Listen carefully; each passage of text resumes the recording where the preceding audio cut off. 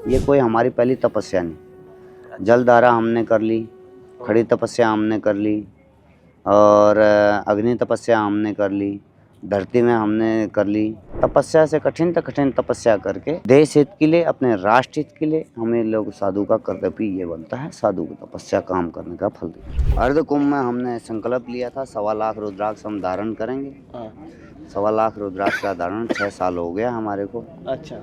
और इस टाइम पर 2.25 लाख रुद्राक्ष बनते हैं 925 माला।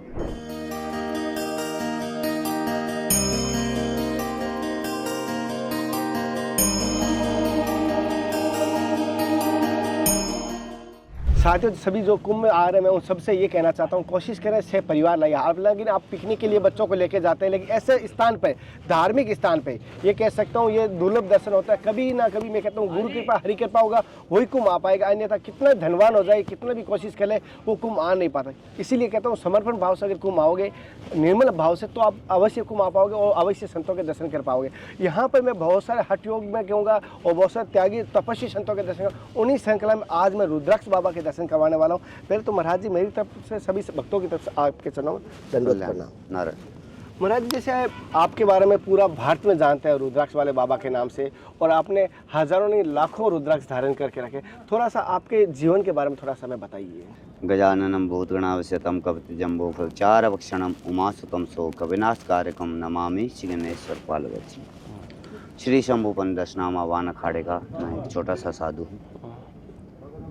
फिलहाल श्री शंभुपन दशनाम आवान अखाड़े का एक छोटा सा कार्यकर्ता, सेक्रेटरी भी हूँ। जीवन की आपने पूछी, जीवन का महत्व ये है, साधु ही बन गए जब, साधु जब बन गए तो क्या जीवन और क्या परमात्मा का देन है, परमात्मा का दिया हुआ है, उसके लिए जीवन अपना बिता रहे हैं प्रभु के नाम पर, गुरु महाराज के। मेरे गुरु का नाम है श्री महंत नारायण गिरी जी। अच्छा। पंजाब में गुरु स्थान है मेरा, और वह स्वर्गवास हो चुके हैं, और उनकी कृपा से आज हम लोग जो भी कुछ देन है उन्हीं की देन है। 2 साल का था मैं जब चढ़ा दिया गया था। 2 साल के थे तब दीक्षा ले ली, तब तो आपको पता ही नहीं होगा कि संत बन रहा हूँ या क्या बन रहा हूँ। नहीं, वो क्या होता है, कुछ कमियां, माता पिताओं की कमियां कारण कुछ बच्चे रुकते नहीं थे, तो मैं बीच का हूँ, मंजले भाई। हाँ। तो वो चढ़ा दिया था। 2 साल के बच्चे को कोई ज्ञान नहीं होता। जो भी कुछ हुआ है गुरु महाराज बेग की कृपा से, उन्हीं के पास पला पुला हूँ। उन्हीं ने सब कुछ हमारे को, उन्हीं ने रक्षा दी है, उन्हीं ने सब कुछ करा है। उन्हीं ने हमारे को छोटे 2.5 साल के बच्चे से लेके आज 45 साल की उम्र होगी हमारी, उन्हीं के चरणों में, उनकी कृपा से, बेग भगवान की और गजानन की कृपा से, गुरु महाराज की कृपा से मैं यहाँ तक आज जो है उनकी देन है। महाराज जी, जैसे आपने रुद्राक्ष धारण किया तो कहीं ये प्रेरणा कैसे आई, या गुरुजी ने कहा या किसी को देख के हुआ? जैसे कोई होता है ना, एक फेवरेट हीरो होता है कि उसके देख के नकल करते हैं, हेयर स्टाइल, तो क्या आपने महादेव को देख के किया या गुरु आज्ञा हुई क्या? नहीं, देखो, इसमें ना तो देखा देखी चलती है, ये अपना अंदर से भावना है। ये कोई हमारी पहली तपस्या नहीं। जलधारा हमने कर ली, खड़ी तपस्या हमने कर ली, और अग्नि तपस्या हमने कर ली, धरती में हमने कर ली तपस्या। हमारा साधु बनने का मतलब ही क्या है? साधु का मतलब ही ये है कि हम तपस्या से कठिन तपस्या करके परमात्मा को प्रसन्न करके, और उसी चीज़ को अपने सनातन धर्म के लिए, अपने देश हित के लिए, अपने राष्ट्र हित के लिए हमें लोग साधु का कर्तव्य ये बनता है, साधु की तपस्या काम करने का फल देगी। अच्छा, तो गुरुजी कितने रुद्राक्ष होंगे? मेरा 1.25 लाख का संकल्प था। हाँ। अर्ध कुंभ में हमने संकल्प लिया था 1.25 लाख रुद्राक्ष हम धारण करेंगे। हाँ। 1.25 लाख रुद्राक्ष का धारण 6 साल हो गया हमारे को। अच्छा। और इस टाइम पर 2.25 लाख रुद्राक्ष बनते हैं 925 माला। अच्छा, ठीक है, तो हमारे पास जो है 2500 से भी ऊपर मालाएं हैं, 2.25 लाख से भी ऊपर माला रुद्राक्ष हो गया। 2.25 लाख से ज़्यादा रुद्राक्ष मोतियों की माला है। जैसे कि ये सिर्फ बारीक जो दाने हैं उसकी गिनती है, मोटे वाले दाने की गिनती नहीं है। अरे महाराज ने एक और बड़ी बात बता दी, मोटे वाले तो ज्यादा वजन के होते हैं गुरुजी। उसकी गिनती नहीं है कि जो नीचे हमने उसका लगाया हुआ है हाँ। उसकी कोई गिनती नहीं है। बारीक जो दाने हैं इनकी गिनती है हमारे पास। ओ, और जो हमने जैकेट पहनी है उसकी भी कोई गिनती नहीं है। एक बात और सुना मैंने, जैकेट की भी रुद्राक्ष गिन के बता रहा था, ओनली नहीं। इसका है। खाली ऊपर ऊपर जो है तो महाराज ये तो बहुत किलो में हो गया होगा। ये 45 केजी वेट है। मन से भी ऊपर, एक मन से भी ऊपर, मन 40 किलो होता है गुरुजी। एक मन से भी ऊपर के रुद्राक्ष आपने 12 घंटे धारण करके रखते हो। 12 घंटे, सुबह 5 से लेकर शाम को 5 बजे तक 12 घंटे होते हैं। ऊपर हो जाए वो चलेगा, नीचे नहीं। ये आपने घड़ी को देख के, ये सूर्य से नियम होता है कुछ? नहीं नहीं, घड़ी को देख के। घड़ी को देख कर कम नहीं चलेगा, ज्यादा हो चलेगा। ज़्यादा हो चलेगा। एक बड़ी बात महाराज जी मुझे तो अब बताइए, मतलब एक मन से ऊपर ज्यादा का वजन अपने सर पर, और बड़े रुद्राक्ष की कोई गिनती नहीं, और 2.25 लाख रुद्राक्ष से 7 वर्ष हो गए गुरुजी?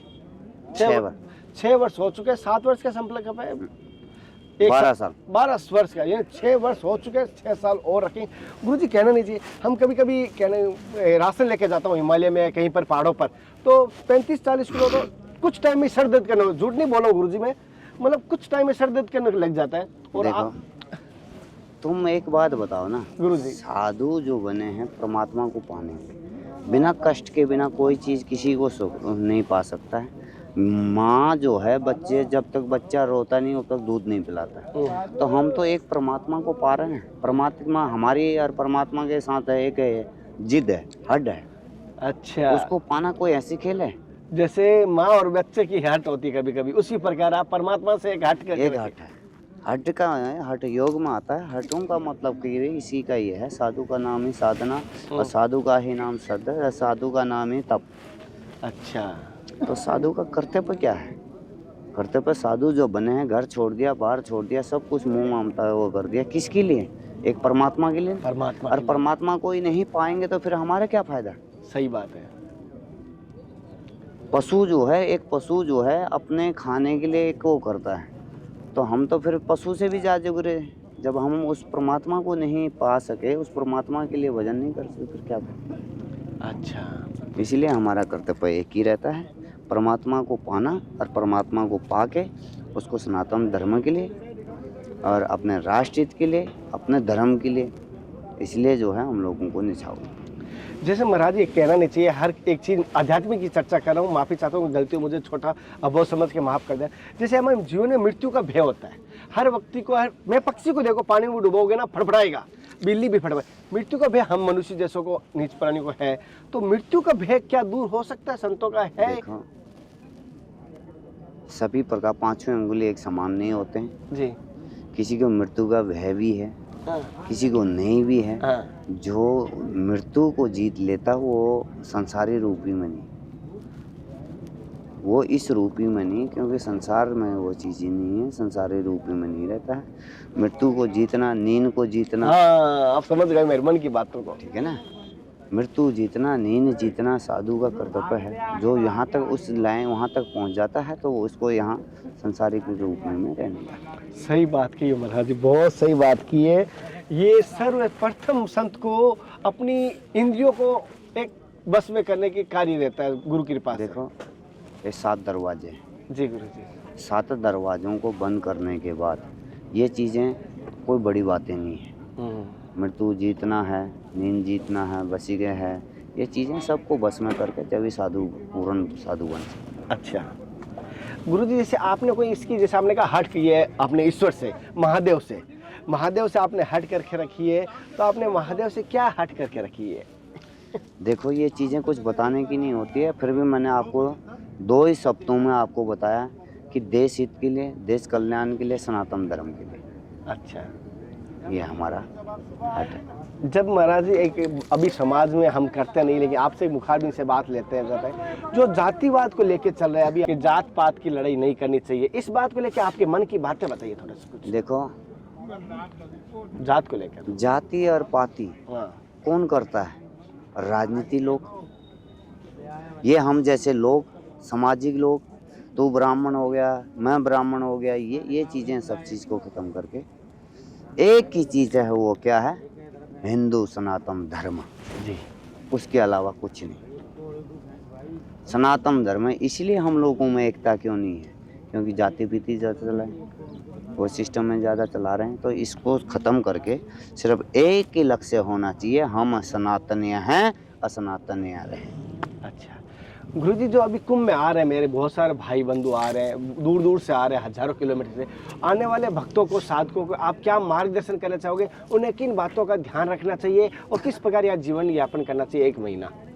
देखो, आने वाले साधु संतों से, गुरु मूर्ति से, वह भगवान से, और आने वाले युवा और आने वाले बुजुर्ग और माताएं और बहनों से मैं ये निवेदन करूँगा, कुंभ मेला में आइए, सावधानी और समझती का, और ग्रुप में आ रहे हैं तो एक दूसरे से अटैच रहें, दूसरे से दूरी नहीं रहें, अपना पहचान पत्र और अपना साधन, अपना फ़ोन नंबर आईडी कार्ड के ऊपर लिखें, और किसी के द्वारा अगर आप लोग आ रहे हैं या संघ के द्वारा तो उनका जो है पूरा एड्रेस लिखें, क्योंकि महाकुंभ मेला है। कुंभ मेले के अंदर आप बहुत सी चीज़ें शिकायतें सुनते हैं, ज़्यादा बुजुर्ग भी नहीं आएँ क्योंकि भीड़ भड़ाका का समय रहेगा, जवान ज़्यादा वो भी नहीं रहें, छोटे बच्चे ज़्यादा भी ना रहें, अगर रखें तो अपना उसका सावधानी रखें, और जेब कतरों से खास करके बच के रहना, क्योंकि जेब कतरों की यहाँ बहुत ज़्यादा वो है, और सावधानी से बिना किसी के जान पहचान के बिना जो है किसी के हाथ से भोजन पानी भी ना करें, और ये आप लोगों से निवेदन। जैसे महाराज जी बहुत सही बात कही है, संसारिक देखते हुए आध्यात्मिक देखते हुए दोनों बात कही है महाराज जी ने, और प्रशासन भी यही कह रहे हैं। और ये बात एक ऐसा ना गार्जियन या आपको गुरु मान के मैं कहूँगा एक चीज़ है, अवश्य आइए मैं ये कहूँगा, लेकिन इन्होंने जो बात कही है सतर्क रहें, सतर्क जरूरी है। हालांकि विश्वास करना पड़ता है, लेकिन आस्था आंख बंद बूंद करके भी किसी पर भी विश्वास नहीं करना चाहिए। भेष भगवान का है, लेकिन क्या करें, इसमें बहुत सारे छिपके भी आएंगे गुरुजी। देखो, भेष भगवान के, देखो ये बहाना ऐसा है, चोर भी पाओगा, डाकू भी पाओगा, सा भी पाओगा, सभी प्रकार के पाएंगे। तो मैं इसलिए जो है मैं आपके चैनल के द्वारा यही कहूँगा कि एक चलो जहाँ भंडारा लंगर चल रहा है तो वो चीज़ें अलग हैं। अब रास्ते में कोई वो बिना जान पहचान का कोई चीज़ खिलाता है तो ये चीज़ें मत खाएं। ये कोई व्यवस्था अस्थायी हो, वहाँ से आप खाओ, कोई इतराज़ नहीं। मेरा कहने का मतलब है कि चलते फिरते हुए मैं जान पहचान में, क्योंकि इस टाइम का कुंभ मेले के अंदर ऐसे ऐसे व्यक्तियाँ जो फ्रॉड लोग हैं इसका नाजायज़ फ़ायदा बहुत उठाते हैं। जी जी जी। तो इसलिए मैं निवेदन यही करूँगा, आइए बड़े सावधानी से रहें, अपना सुरक्षा, अपनी व्यवस्था। गुरुजी एक चीज़ जानना चाहता हूँ, लास्ट में ज़्यादा समय नहीं लेता हूँ। जैसे कोई हस्ती भगवान महादेव को, जैसे आपकी तरह तो हट नहीं कर पाएंगे हम, लेकिन अच्छा भगवान को प्रसन्न करना चाहें और जन कल्याण करना चाहें तो हमें बताइए क्या करना चाहिए? देखो, गृहस्थी से हम निकले हुए हैं, ये नहीं कहना है कि गृहस्थी, और गृहस्थ आश्रम को बड़ा क्यों कहलाया गया? क्योंकि वो अपने मुंह का निवाला निकाल के दूसरों को खिलाता है। जी। एक किसान होता है, हल जोतता है जी।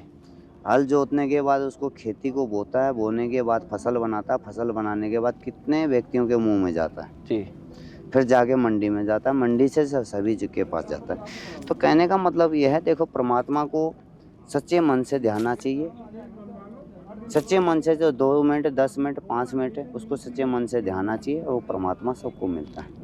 अच्छा। ऐसी कोई बात नहीं है कि ये चीज़ें हैं ऐसे करने से ये हो है, ये अलग अलग हैं, अलग अलग कार्यक्रम हैं, अलग अलग मर्यादा हैं, अलग अलग नियम हैं। अच्छा। तो गृहस्थी हो चाहे साधु हो, देखो मीरा माई जो है मरू मरू करके तर गई, तो ये नहीं, हमारे अंदर साफ भावना शुद्ध होनी चाहिए, शुद्ध भावना होनी चाहिए हम लोगों के अंदर, वो श्रद्धा और वो भावना होनी चाहिए। ये कि थोड़ी है कि भाई हम जल में बैठे हैं तो जल में 12 साल तक पत्थर पानी में पड़ा रहता है, क्या भगवान उसको नहीं, फिर तो वो पत्थर ही जो है सिद्ध हो जाते हैं। मगर हमारी भावना श्रद्धा साफ होनी चाहिए, हमारा सूक्ष्म विचार होने चाहिए, सूक्ष्म नीतियाँ होनी चाहिए, अच्छे वो होनी चाहिए, तो कारण सब हो जाए। गुरुजी जो आपने रुद्राक्ष की मालाएं हैं, हजारों मालाएं, तो आपने क्या परचेज की या प्रसाद में चढ़ी, किस प्रकार? नहीं, 1.25 लाख जो रुद्राक्ष हमने करा था, ये कुछ परचेज करा था, नेपाल से हमने मंगाया था। उसके बाद जो सेवक भक्तों ने जो फालतू जो दाने चढ़े हैं, माला चढ़ी हैं, वो कुछ श्रद्धा से लोगों ने भी चढ़ाई, ऐसी बात। अच्छा, और वो भी आपने स्वीकार किए। बिल्कुल।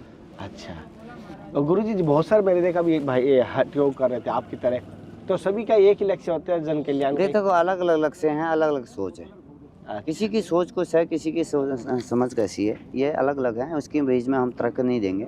किसकी क्या सोच है वो तो वही जाने, ये परमात्मा जाने, हम तो अपने बता सकते हैं। अच्छा, अगर कोई भक्त आपसे मिलने आना चाहे तो बाद में कुंभ के बाद, या कुंभ में भी आ जाए तो आपका खालसा का तो मैंने दे दिया, लेकिन कुंभ के बाद भी अगर आना चाहे तो कहाँ पर मिल सकता है, एड्रेस बता दीजिए। देखो एक बात बताऊं, हाँ, रमता जोगी बहता पानी, और चलता हुआ सरफ का कोई ठिकाना नहीं होता है। साधु हैं हम, क्या पता अब हम एड्रेस दे दें और वहाँ आप पहुँच जाएं, हम नहीं पाएँ फिर, दुख होता है। तो इसलिए हम कोई एड्रेस नहीं है। रमता जोगी बहता पानी, चलता हुआ सरफ का कोई ठिकाना नहीं। वाह वाह, महाराज जी संतों से एड्रेस मांगता हूँ, ये जवाब मिलता है, अब आप एड्रेस क्या बताऊँ। और महाराज जी जैसे आपके गुरुजी का क्या नाम बताया? श्रीमंत नारायणगिरी अच्छा, मंडल। और सभी संतजनों का, गुरुजनों का दिया हुआ आपका शुभ नाम प्रभु जी? मेरा नाम छोटा सा नाम गीतानंदगिरी, नागा बाबा भी कहते हैं। 1.25 लाख रुद्राक्ष वाले के नाम से ज़्यादा मैं जाना मशहूर जाता हूं। अच्छा, तो महाराज जी मेरे से इस धर्म की यात्रा से या मेरे से कोई गलती हो तो मुझे आप बहुत समझ के नहीं, माफ कोई कर। कल्याण, ऐसी कोई नहीं। धर्म, सनातन धर्म में ये चीज़ें थोड़ी बहुत चलती रहती हैं, गलतियाँ सलतियाँ, और बड़ों छोटन से गलती हुई नहीं, बड़े माफ़ नहीं करे तो उसको किस काम। साथियों, जैसे महाराज जी ने बताया अपने जीवन का लक्ष्य, और जीवन का स्वयं के लिए कुछ पाने के लक्ष्य नहीं था, ये जन कल्याण के लिए महाराज जी ने 2 बात बताई थी। और सभी प्राणियों में सद्भावना, ये भी महाराज जी का लक्ष्य रहता है। तो महाराज जी का आप दर्शन करवाए, और महाराज जी ने कुंभ में आने के लिए आपको मार्ग बताया किस प्रकार आप आ सकते हो। अपने विचार बताना लगातार मैं आपको संतों के दर्शन करा रहा हूँ। यहाँ पर बहुत सारी तपस्या करने, अलग अलग जल धारा करने वाला, हठ योग में हाथ खड़े रख के, रुद्राक्ष दान करके, अग्नि तापने वाले, अलग अलग प्रकार से आपको यहाँ साधनाएं करते हुए दिखाई देंगे। उन सबके दर्शन भी कराऊंगा, और सभी आने वाले भक्तों को कहूँगा अपने सतर्क रह कर आए और अपनी व्यवस्था के साथ। हालांकि टेंटों में भोजन की बस कहीं कमी नहीं है, किसी भी आपके खालसा में, किसी भी अखाड़े में चले जाओगे भोजन की कमी नहीं है, लेकिन फिर भी हमें जहाँ भोजन करें तो जेब से कम आप 1 रुपये भी, मन में ये फूल पुष्प भी हो, वहाँ आप अर्पित जरूर करें। मेरी बात है, मेरी गलत मत माना इस बात को। अगले दर्शन फिर मिलते हैं, तब तक जय हिंद, वंदे मातरम, हर हर महादेव, हर कृष्ण, हे नाथ, हे मेरे नाथ, मैं आपको बोलूँ।